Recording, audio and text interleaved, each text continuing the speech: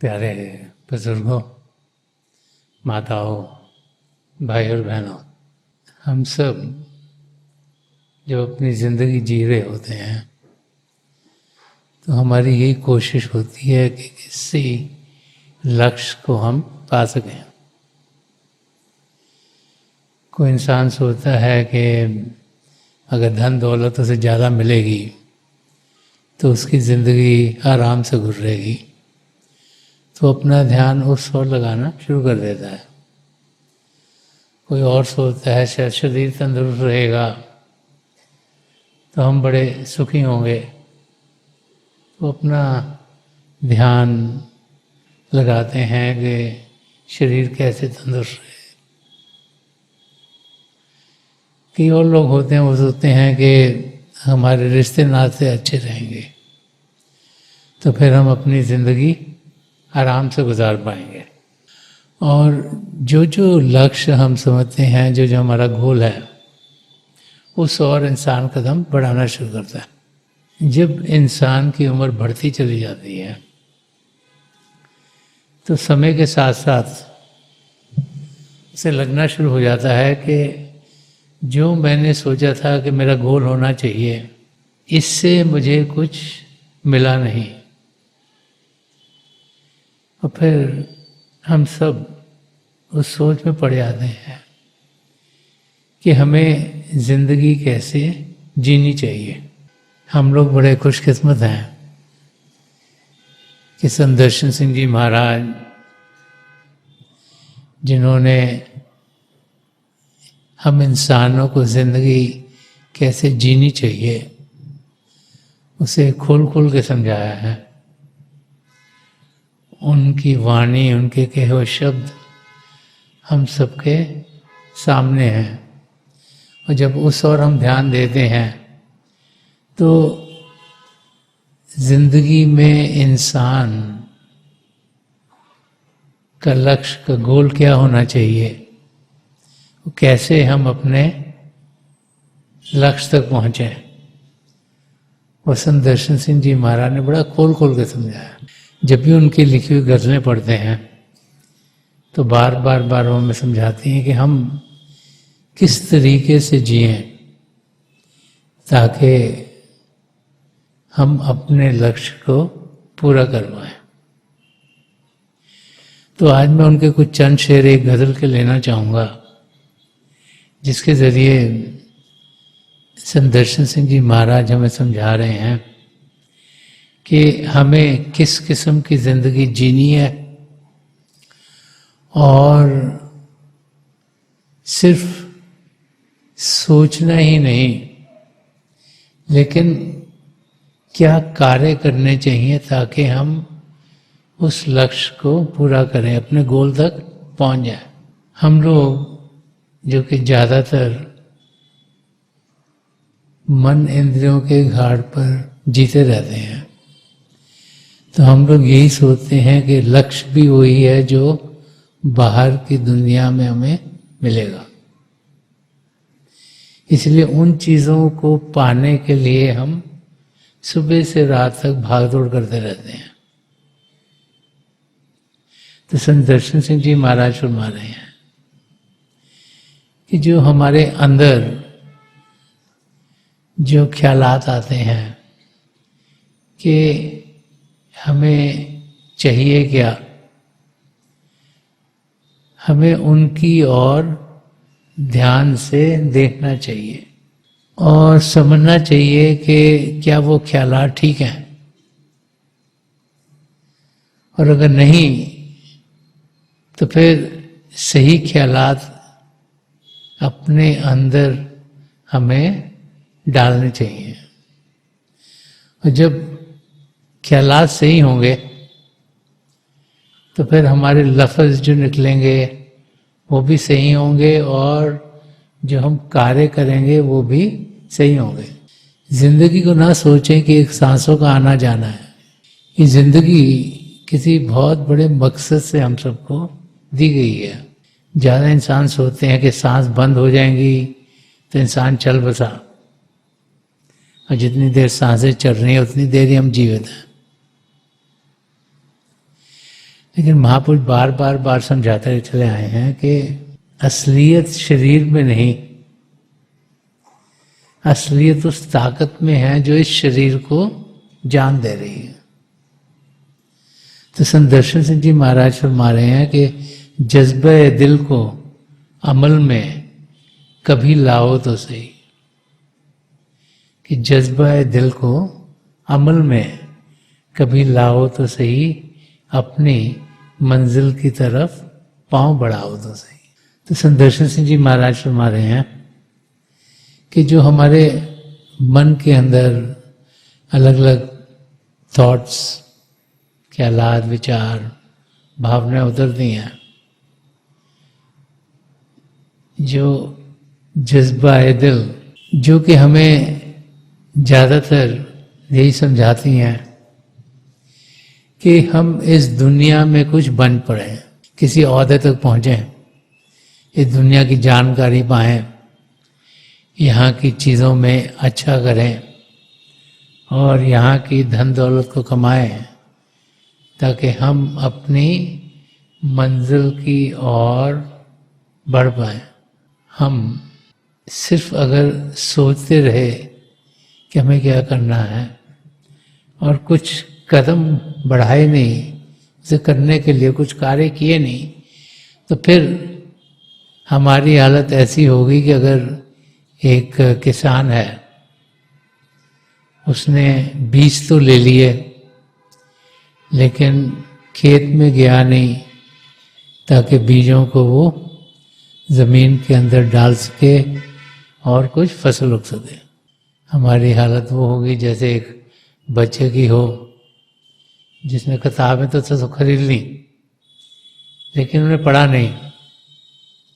जब वो एग्ज़ाम देने जाएगा तो उसकी हालत क्या हो सकती है, आप सब समझ सकते हो। तो संत दर्शन सिंह जी महाराज समझा रहे हैं कि सबसे पहले ज़रूरी है कि हम जो भावनाएं हमारे अंदर उठती हैं, जो ख्यालात आते हैं, उन्हें सही कर पाएँ। अगर हम सोचें कि ये ज़िंदगी सिर्फ बाहर की दुनिया की चीज़ों को पाने के लिए दी गई है, तो वो हमारी गलतफहमी है। क्योंकि जैसे जैसे उम्र बढ़ती है और इंसान दुनिया की चीज़ें पाता है, उसके बावजूद उसे लगता है कि कोई चीज़ मिसिंग है, कि जो खुशी, जो आनंद, जो सुख चैन वो पाना चाहता था उसे मिला नहीं। तो जितना जल्दी जिंदगी में हम अपने लक्ष्य को पा सकें, ये जान सकें कि हमें करना क्या है, तो जब भी हम सोचते हैं कि जिंदगी जीनी कैसे चाहिए, तो हमारे ख्यालात संत महापुरुषों की ओर जाते हैं। संत महापुरुष जो हर एक धर्म में, हर एक जाति में, हर एक समय में आते रहे और बार बार बार वो समझाते चले आए हैं कि हम पहले तो अपने आप को जाने, सेल्फ रियलाइजेशन। और जब ये जान पाएंगे कि हम शरीर नहीं, हम मन नहीं, हम दिमाग नहीं, तो फिर हमें समझ में आएगा कि जो ताकत इस शरीर को जान दे रही है, उसे आत्मा कहें, रूह कहें, सोल कहें, वही हमारा सही रूप है। तो एक बार ये समझ में आ गया कि हम हैं कौन, तो फिर मकसद जिंदगी का क्या है वो समझ में आना शुरू होगा। अगर अपने आप को शरीर समझते रहे तो शरीर को तंदुरुस्त रखते रखते जिंदगी पूरी गुजार देंगे। अगर आपने आप को दिमाग सोचते रहे तो दिमाग को तेज करते करते, नॉलेज गेन करते करते ही जिंदगी गुजार देंगे। लेकिन जब हमें ये यकीन हो जाता है कि हम एक आत्मा है, वो आत्मा जो प्रभु का अंश है, वो आत्मा जो प्रभु के प्रेम से भरपूर है, तो फिर उस आत्मा को क्या चाहिए कि वो सुख चैन से जिए। तो फिर जो आत्मा को नरिशमेंट चाहिए, जैसे ताकत चाहिए, हमें देने की कोशिश करते हैं। और वो ताकत बाहर के किसी भी पदार्थ में से हमें मिलती नहीं। आत्मा की खुराक प्रभु का शब्द है। आत्मा की खुराक ज्योति और श्रुति है। आत्मा की खुराक light and sound of God है। जिसके साथ जब आत्मा जुड़ती है तो सदा सदा का अंधेरा जो उसके ऊपर चढ़ चुका है वो हट जाता है, क्योंकि अंदर से आत्मा रोशन है, जागृत है, लेकिन मन माया के पर्दे उसके ऊपर होने के कारण उस रोशनी को वो जान नहीं पाती। तो संत दर्शन सिंह जी महाराज फरमा रहे हैं कि जज्बा ए दिल के जो भी अंदर की भावनाएं हैं उनको हम ठीक करें, और जज्बा दिल को अमल में कभी लाओ तो सही, कि जो ख्यालात अगर सही हो गए तो उसको करनी में लाओ, कुछ करो। ये नहीं कि सोचो कि प्रभु से मिलाप करना ही जिंदगी का मकसद है, लेकिन उस और कुछ कदम बढ़ाओ। तो जब हमारी समझ सही होती है, हमें समझ में आ जाता है कि मैं एक आत्मा है और आत्मा का इस शरीर में आने का ध्येय यही है कि वो परमात्मा से एक में हो, तो फिर उस आत्मा को रोशन अवस्था में पहुंचाने का काम हमें करना है। वो कैसे होगा? एक वाक्य है जो एक माँ और बेटे का है। माँ का बेटा जवान होना शुरू हुआ तो माँ को लगा कि इसका ध्यान बाहर की चीज़ों में ज़्यादा जा रहा है। हर एक माँ चाहती है कि उसका बेटा बेटी बेहतर हो, अच्छे हों। तो उस माँ को लगा कि मेरे बेटे का ध्यान ज़्यादा दुनिया में जाएगा तो ये असलियत की ओर कदम बढ़ाएगा नहीं। तो वो उसे एक संत जी के पास ले गई। उस संत जी को कहा कि आप मेरे बेटे को समझाइए कि कैसे ये एक सच्चा इंसान बन सकता है, कैसे से ज़िंदगी जीनी चाहिए। जब संत जी ने बेटे से बात करी तो उन्हें लगा कि लड़के का ध्यान खेल कूद में बहुत है। तो संत जी ने उसको कहा कि तुम्हें अगर खेल कूद अच्छी लगती है तो मैं चाहता हूँ कि तुम कुछ रिसर्च करो। तो बेटे ने पूछा कि मैं किस किस्म की रिसर्च करूँ? तो संत जी ने कहा कि मैं चाहता हूँ कि तुम्हें अगर क्रिकेट अच्छी लग रही है या हॉकी अच्छी लग रही है और फुटबॉल अच्छा लग रहा है या कोई भी गेम तुम्हें अच्छी लगती है तो उसकी जानकारी करो, उनकी टीम्स को देखो जो कि अच्छी अच्छी टीमें हैं, और देखो कि उनमें जो खिलाड़ी हैं वो खेलते कैसे हैं, उनके रहना सहना कैसा है, कैसी उनकी ज़िंदगी है, ये रिसर्च करो। तो माँ को लगा मैं तो लाई हूँ संत जी के पास कुछ इसको रूहानियत की बात कुछ समझाएंगे, तो उसको खेल कूद की ओर लेके जा रहे हैं। तो संत जी को कहा कि संत जी आप इसको कुछ अध्यात्म की बातचीत बताओ। तो संत जी ने कहा नहीं नहीं, मैं चाहता हूँ कि ये पहले रिसर्च करके आए, जब वापस आएगा फिर मैं इसको समझाऊंगा कुछ। तो लड़का खुश, वो वैसे ही खेल कूद में उसका इंटरेस्ट था। तो उसने एक स्पोर्ट जो उसको अच्छी लगती थी उसमें कई टीम्स की जानकारी पानी शुरू करी। 1-2 महीने उसने लगाया, पूरी रिसर्च करी और फिर माँ के साथ मिलने आया संत जी को। तो संत जी ने उससे पूछा कि जो तुमने रिसर्च करी है, जो टीमों को देखा वहाँ पर क्या होता है और कैसे खिलाड़ी जो हैं वो किस किस्म से जीते हैं, तो तुमने क्या समझ के आया वहाँ से? तो लड़के ने कहा सबसे पहले तो मुझे ये लगा कि जो जितनी भी टीम्स हैं, जो उनके कोच हैं, जिनके कोच अच्छे थे वो टीमें अच्छी करती हैं। तो एक कोच, एक टीम का जो कोच है वो बहुत अच्छा होना चाहिए। तो सर ने कहा ये तो तुम ठीक बात कह रहे हो कि कोच तो अच्छा होना चाहिए, नहीं तो समझा नहीं पाएगा और क्या डायरेक्शन देनी है और क्या उनको बताना है कि कैसे उन्हें खेलना है ताकि वो जीतें। और संत जी ने पूछा और तुमने क्या पाया? तो उसने कहा कि मैंने देखा जो वो टीमें जो ज़्यादातर जीती थी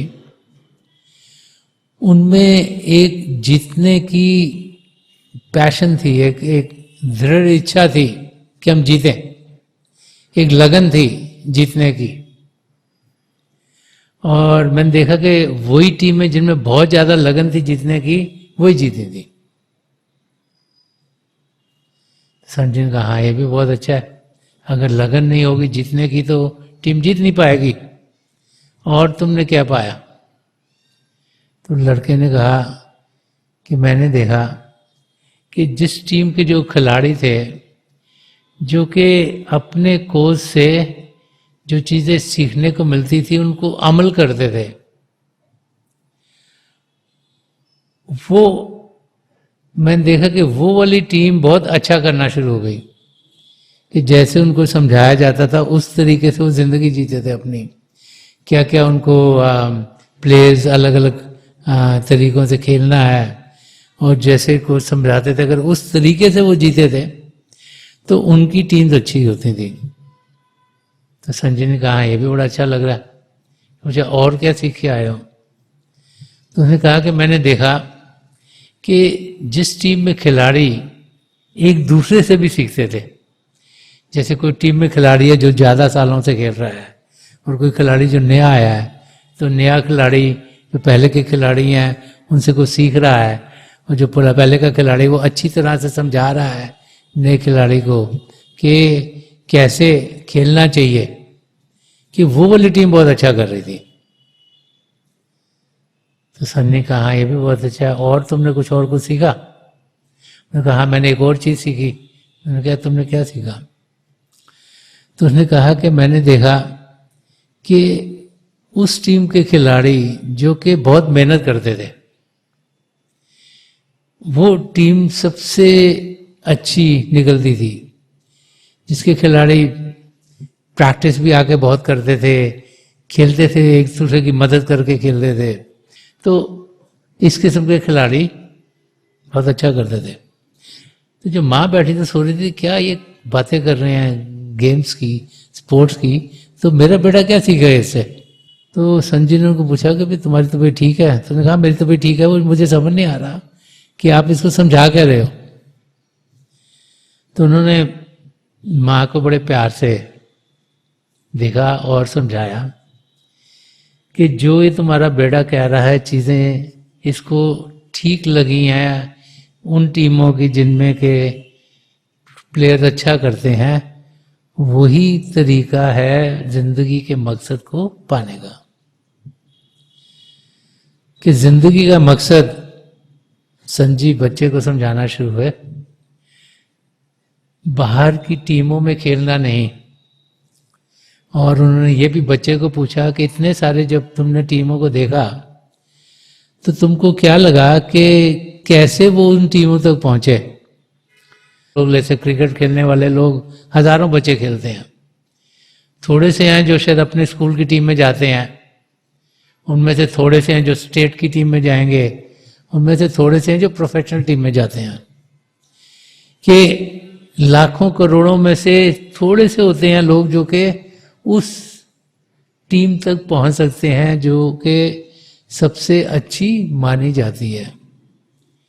तो संजय ने समझाया कि दुनिया में करोड़ों लोग आते हैं, थोड़े से हैं जो कि सही मकसद को जान पाते हैं।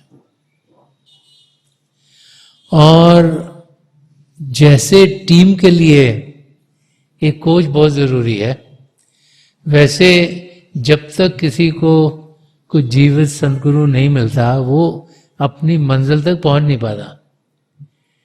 जैसे बाहर की चीजें सीखने के लिए हमें गाइडेंस चाहिए, ऐसे ही जो अध्यात्म का रास्ता है, जो आत्मा का ज्ञान है, जो आत्मा की उड़ान है, जो आत्मा की समझ है, वो तब मिलती है जबकि कोई हमें उस उड़ान पर लेके जाने वाला हो।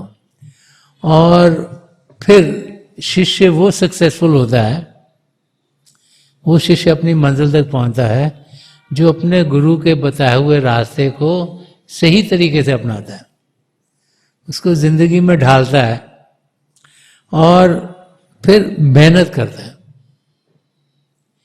मेहनत करना गुरु का काम नहीं, शिष्य का काम है। गुरु का काम रास्ता दिखाना है, गुरु का काम मदद करना है, गुरु का काम अगर हम गिरे सहारा दे के हमको दुनिया के कीचड़ से निकालना है। लेकिन भजन अभ्यास करना जो कि मेहनत का काम है, वो हम सब का काम है। जब तक इंसान मेहनत नहीं करेगा, जब तक सिमरन नहीं करेगा, मन शांत नहीं होगा। जब तक मन शांत नहीं होगा, हलचल हलचल रहती रहेगी, और जब तक हलचल होगी असलियत दिखेगी नहीं। अगर पानी है तो पानी में हलचल हो रही है तो वो अपना रिफ्लेक्शन भी उसमें नहीं देख सकते।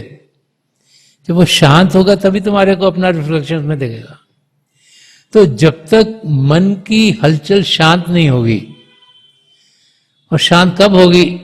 जब हम सिमरन करेंगे, जब प्रभु के नाम का जाप करेंगे, जब मन को प्रभु की ओर लगाएंगे, जब मन की ताकत जो कि हमें विचार भेजती है, जब वो प्रभु की ओर लगेगी, तभी हम अपनी मंजिल तक पहुंच पाएंगे। और फिर जब हम इकट्ठे होकर एक सदगुरु के सत्संग में पहुंचते हैं, तो जरूरी है कि हम एक दूसरे के मददगार हों। ये जरूरी है कि वो भाई बहन जो इस रास्ते पर कई सालों से चल रहे हैं, वो जो नए भाई बहन आते हैं उनकी मदद करें, और जो नए भाई बहन आते हैं वो बुजुर्गों से सीखें, ताकि मिलजुल कर सही तरीके से जब सब एक और लगते हैं तो फिर वहां पर ताकत बहुत हो जाती है। अब ये हाथ की उंगलियां हैं, अगर अलग अलग रहें तो इसमें इतनी ताकत नहीं, मगर इकट्ठी हो जाती हैं तो ताकत बहुत बढ़ जाती है। ऐसे ही हम सब जो प्रभु को पाने के रास्ते पर चल रहे हैं, जब एक दूसरे से मिलजुल कर प्यार से कदम आगे बढ़ाते हैं, तो फिर हम अपनी मंजिल की ओर सब जल्दी पहुंचते हैं, तेजी से पहुंचते हैं।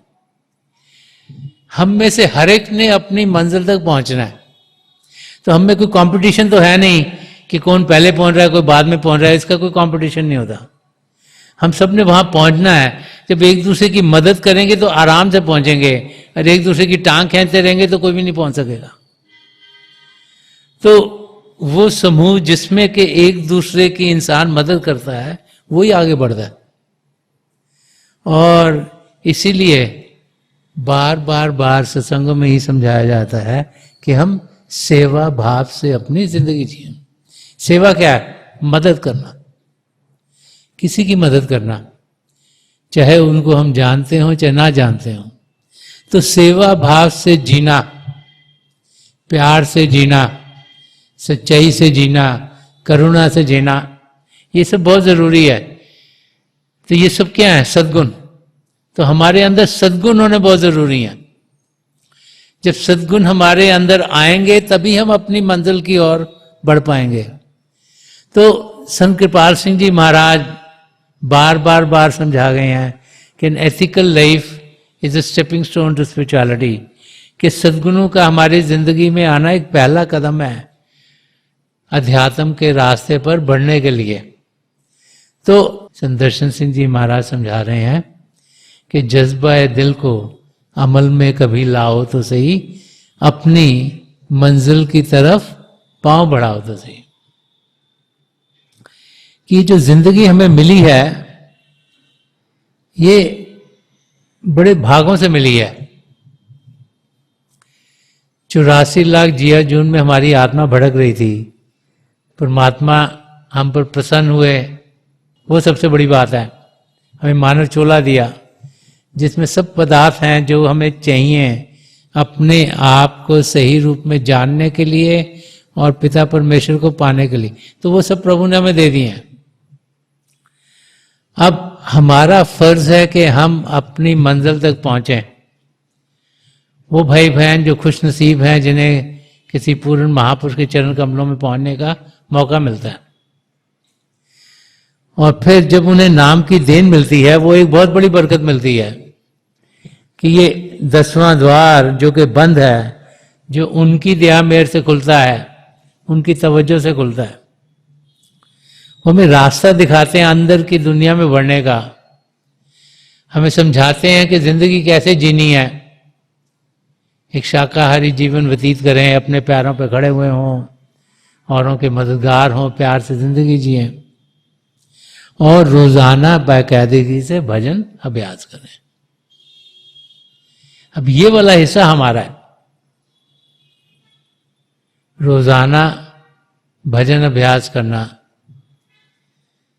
जब हम बाकायदगी से करेंगे तो हम देखेंगे कि हमारे कदम तेजी से अपनी मंजिल की ओर बढ़ रहे हैं, और हम में से हर एक ये खुद कर सकता है। ना कोई माँ बाप किसी के लिए भजन कर सकते हैं, ना बच्चे अपने माँ बाप के लिए भजन कर सकते हैं, ना बहन भाई एक दूसरे के लिए मदद कर सकते हैं, ना पति पत्नी एक दूसरे के लिए भजन कर सकते हैं। हर एक आत्मा ने भजन सिमरन अपने लिए खुद करना है, और उसी और हमारे सद्गुरु हमें ध्यान दिलवाते हैं कि हम रोजाना बाकायदगी से समय निकालें। दुनिया में जीना है, ये दुनिया में जीते हुए ध्यान प्रभु की ओर करें। और जब हम ध्यान प्रभु की ओर करेंगे तो हम देखेंगे कि हमारे कदम बड़ी तेजी से अपनी मंजिल की ओर बढ़ रहे हैं। संत कृपाल सिंह जी महाराज बड़ी बार ये फरमाया करते थे कि what one man can do so can another, कि जो एक इंसान कर सकता है वो दूसरा भी कर सकता है। तो प्रभु को जानना, प्रभु को पाना, प्रभु से एक में खोना, जिंदगी के मकसद को पूरा करना, ये हम सबके हिस्से में है। ये नहीं कि ये सिर्फ कोई अमीर इंसान कर सकता है, कोई बहुत पढ़ा लिखा कर सकता है, कोई एक जाति का कर सकता है, कोई एक देश का कर सकता है। हर एक इंसान पिता परमेश्वर को जान सकता है, पहचान सकता है, अपनी आत्मा का मिलाप प्रभु से करवा सकता है।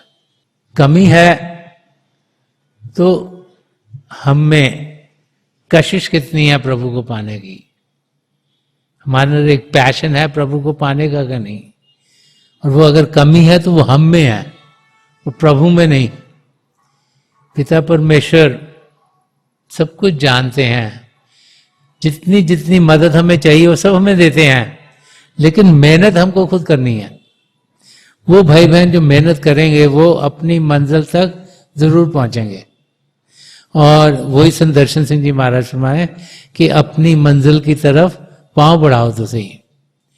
कि हम लोग जो सोचते हैं नहीं नहीं पैसा बहुत आ जाएगा, बहुत अच्छा होगा, शरीर तंदुरुस्त रहेगा, बहुत अच्छा होगा, रिलेशनशिप बहुत अच्छे होंगे, बहुत अच्छा होगा, वो समझा रहे हैं कि यहां से कुछ फायदा नहीं होने वाला। आपकी मंजिल है अपने आप को जानना, आपकी मंजिल है पिता परमेश्वर को पाना, तो उस ओर कदम बढ़ाओ।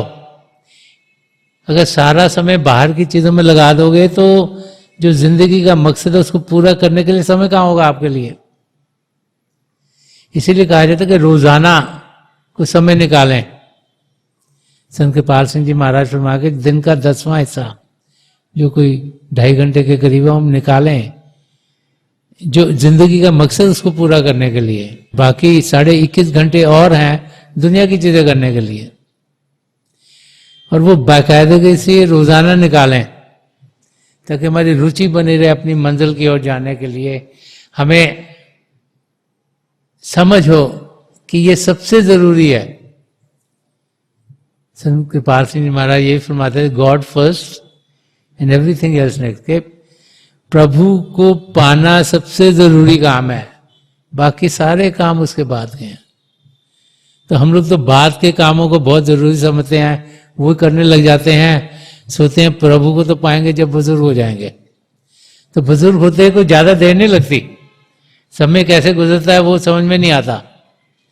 और फिर जब उम्र बढ़ जाती है तो कभी बैक में दर्द, तो कभी डाइजेशन प्रॉब्लम, कभी रिफ्लेक्स की प्रॉब्लम, तो किसकी किडनी काम नहीं कर रही, किसी को सांस ठीक से नहीं आता, किसी हार्ट की प्रॉब्लम है, तो इंसान बैठना भी चाहे तो बैठ नहीं पाता।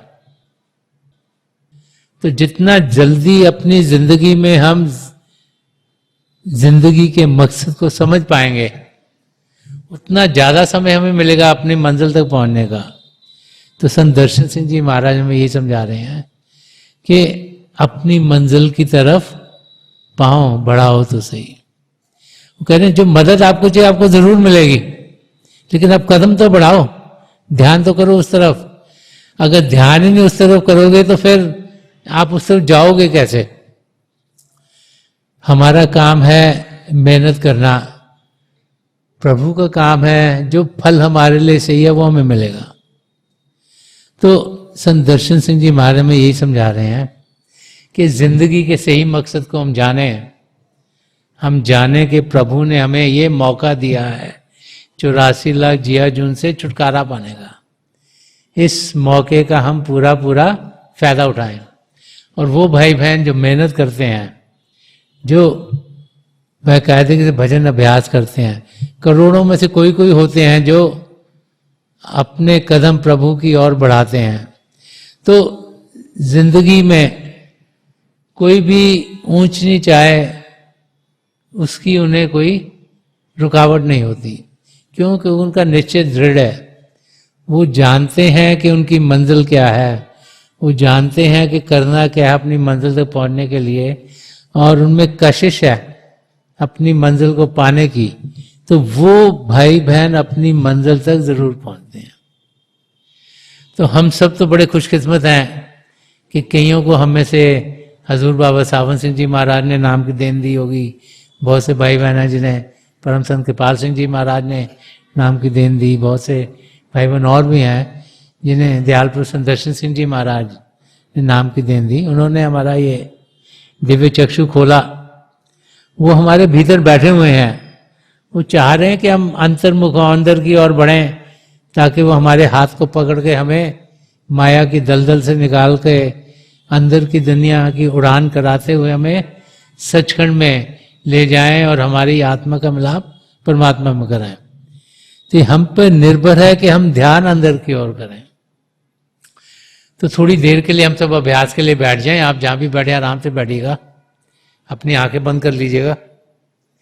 ये जो आंखों के डेले आई बॉल से सीधे सामने होने चाहिए, जैसे 8-10 इंच आपके सामने फोकस हो। आंखें बंद करते ही वो भाई बहन जिन्हें नाम की देन मिली आप सिमरन कीजिएगा। जो भाई बहन यहाँ नए हैं, आप पिता परमेश्वर के किसी भी जाति नाम का जाप कीजिएगा। जाप मन ही मन करना, ऊंचा नहीं दोहराना। मेरी प्रभु के चरण कमलों में जो पिछली सेंचुरी के महापुरुष हुए हैं, हजूर बाबा सावन सिंह जी महाराज, परम संत कृपाल सिंह जी महाराज, दयालपुर संत दर्शन सिंह जी महाराज, उनके चरण कमलों में यही प्रार्थना है कि जो जो हम सबके लिए बेहतर हो वही हमारी जिंदगी में डले, हम उनके प्यार का अनुभव करें और उनके बताए हुए रास्ते पर तेजी से चल पाए।